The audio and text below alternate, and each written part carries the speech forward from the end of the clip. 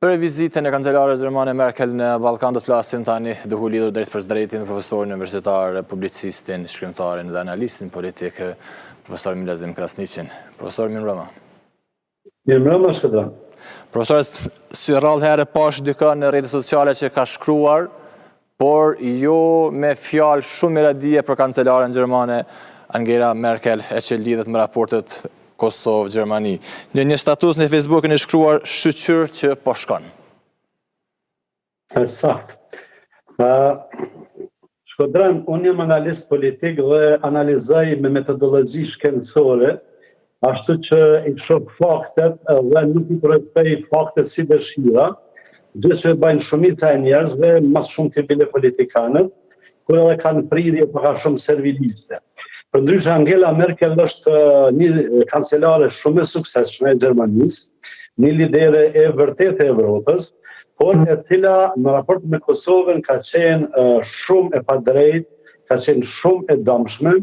sepse ajo ka favorizuar procese dhe projekte dhe figura të cilat e kanë dëmtuar jashtëzakonisht shumë Kosovën. Ajo ka favorizuar në mënyrë jo proporcionale Vučićin në raportet e saj, dhe në këtë mënyrë e ka inkurajuar që ai të jetë edhe më agresiv ndaj Kosovës se sa që do të duhet ishte në rast se do të kishte një lloj presioni nga Gjermania.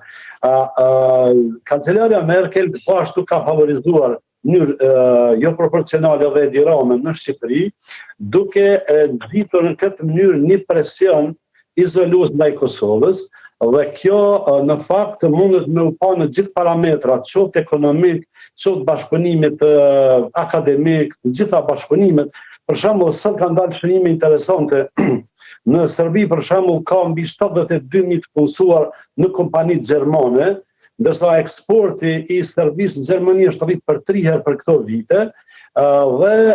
po ta shkrahasoni tashti me investimet në Kosovë, ato nuk janë madje as simbolike. De facto në Kosovë nuk ka investime substanciale gjermane.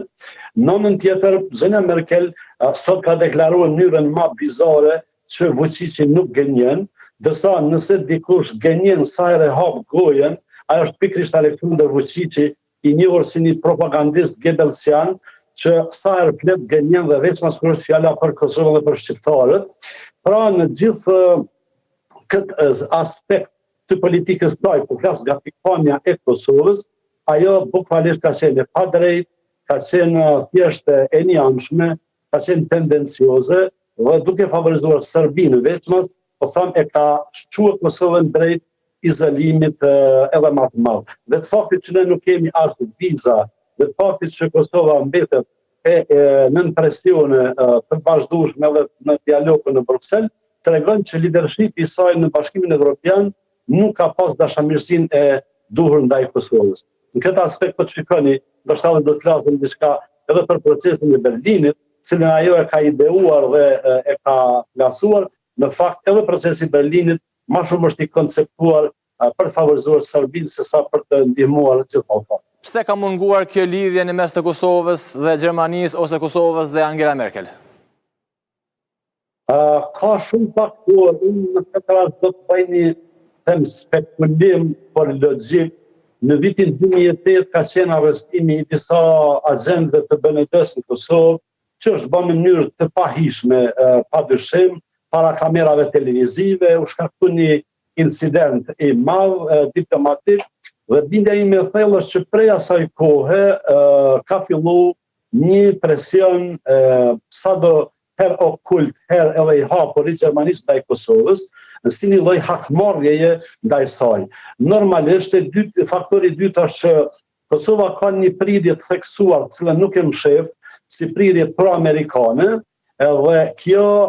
disa prej fuqive evropiane i bën nervoz, edhe në këtë rast padyshim nervoz vëret më shumë tek Franca dhe tek Gjermania. Normalisht edhe mund të thuhet që edhe elitat tona politike, drejtuesit e qeverive tona ndoshta nuk kanë qenë mjaftueshëm as vizionar as pragmatik për të pa edhe peshën e rëndësishme që ka Gjermania, kështu që në këtë aspekt ndoshta ka pas edhe gabime taktike, edhe jo ndoshta, po sigurisht ka pas, por Gjermania ka mujt me lujt rolin e kujdestarit pak edhe ndaj Kosovës, siç e ka lujt ndaj Serbisë dhe ndaj Shqipërisë, por nuk ka dorë. Me një fjalë,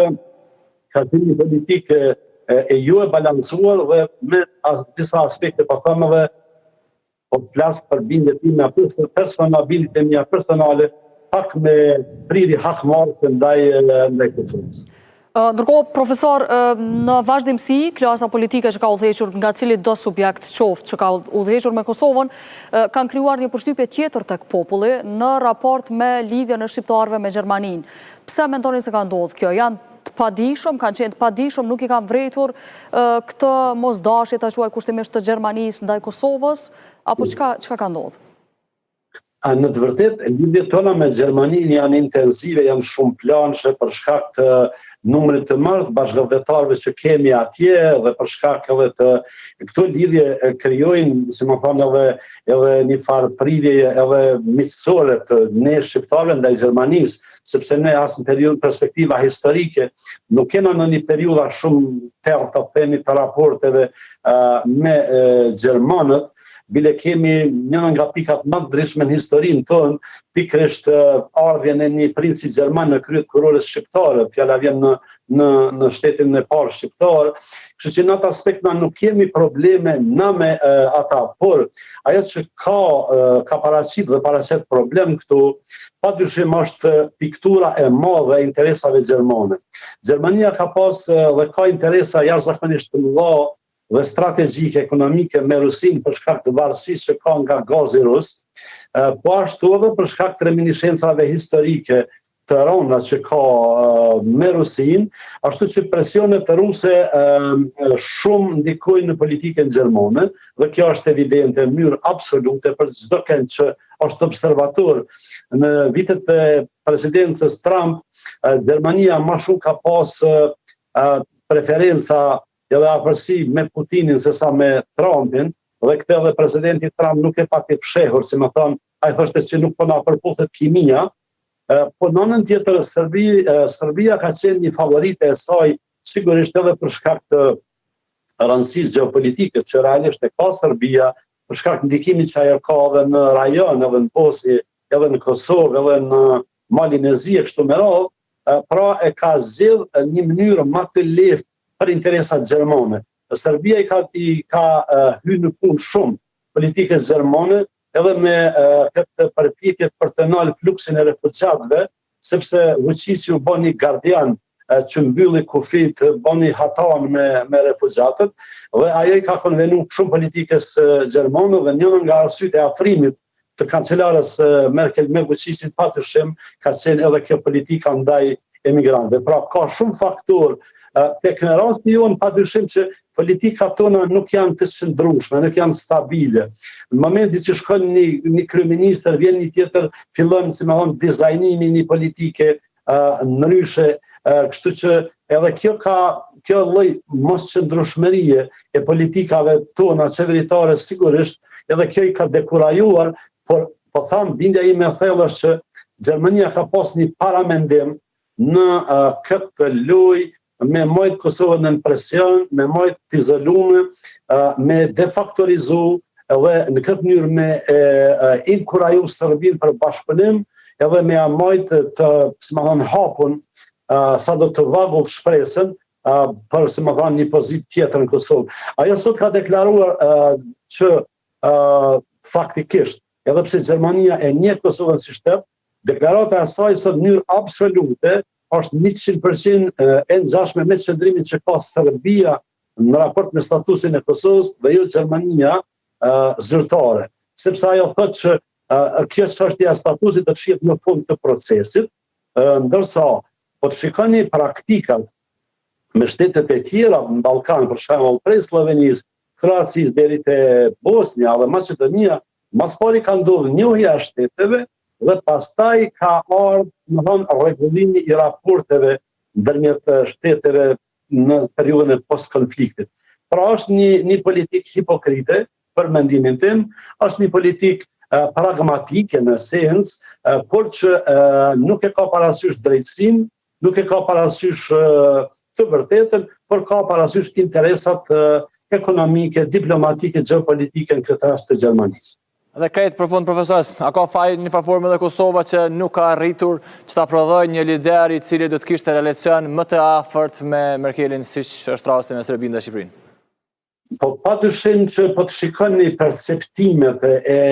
elitave tona politike, po dhe të qytetarëve, në bastin kryesore kemi me Shtetet e Bashkuara të Amerikës. Në çdo diskutim të ne thotë që Shtetet e Bashkuara janë aliati jonë kryesor, historik edhe kështu me radhë. Dhe kjo është, si më thonë, rezultat i përvojës që kemi na, sepse unë po ju garantoj, po t'ishte për Gjermaninë e Klaus Kinkellit edhe Schröderit, ne edhe sot do t'ishim nën sundimin sërb, sepse Gjermania nuk do ta lunte veshin për të çliruar Kosovën, por e ka çliruar, si më thonë, ndihma amerikane. Që në këtë kuptim ne jemi, si më thonë, në një situatë realisht të vështirë, sepse në këtë pikpamje të sigurisë ne varemi shumë nga Shtetet e Bashkuara të Amerikës, ndërsa në pikpamje të ekonomisë varemi nga Bashkimi Evropian. Por këtu pastaj lojrat që luhen ndërmjet fuqive të mëdha,